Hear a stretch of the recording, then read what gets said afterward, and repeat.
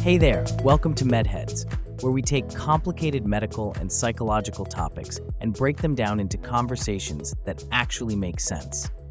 Today, we're getting into something that sounds like it's straight out of a true crime documentary: psychopathy versus sociopathy. Now, you've probably heard these terms thrown around in movies, on the news, or maybe even from a friend who's convinced their ex is a total psycho. But what do these words actually mean? And more importantly, are they the same thing? Spoiler, nope. But they do have a lot in common. And if you work in healthcare, psychology, law enforcement, or just want to avoid getting manipulated, knowing the difference is a game changer. So let's break it down. First things first, neither psychopath nor sociopath is an actual diagnosis. Both fall under something called Antisocial Personality Disorder, or ASPD, in the DSM-5. People with ASPD have no problem breaking rules, manipulating others, and completely ignoring social norms. But within ASPD, there are two very different types of people: psychopaths, the calm, calculated ones; sociopaths, the impulsive, aggressive ones. Think of it this way: if a psychopath is playing chess, a sociopath is flipping the board. Let's start with psychopaths. They're the ones who can charm a room, make you feel like their best friend, and then completely screw you over without blinking. They don't feel remorse, and they're really, really good at faking emotions when they need to.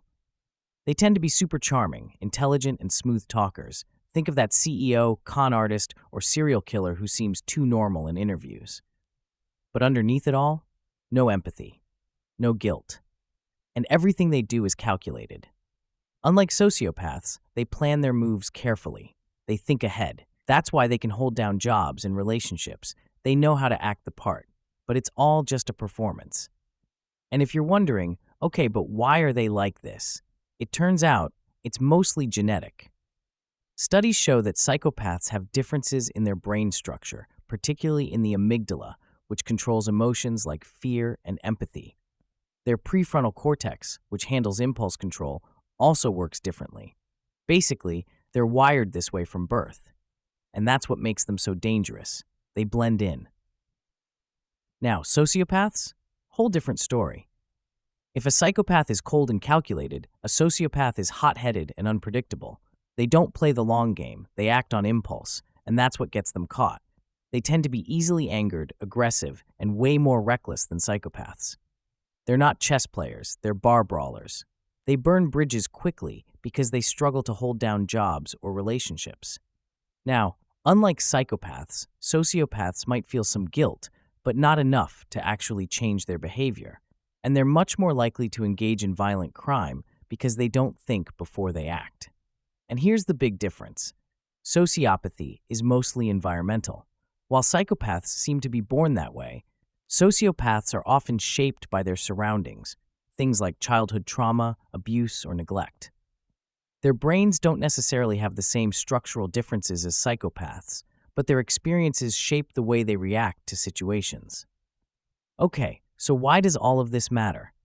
Well, if you work in mental health, law enforcement, HR, or any job where you have to deal with people, knowing these traits can help you assess risk and understand behavior better. Psychopaths are more likely to commit fraud and long-term manipulation. They know how to play the game. Sociopaths, on the other hand, are more prone to violent crime because they're unpredictable and impulsive. So, whether you're a doctor, a lawyer, or just someone trying to avoid toxic people, this is need-to-know info. Next time someone calls their ex a psychopath or a sociopath, you'll know the difference. Psychopaths are cold, calculated manipulators.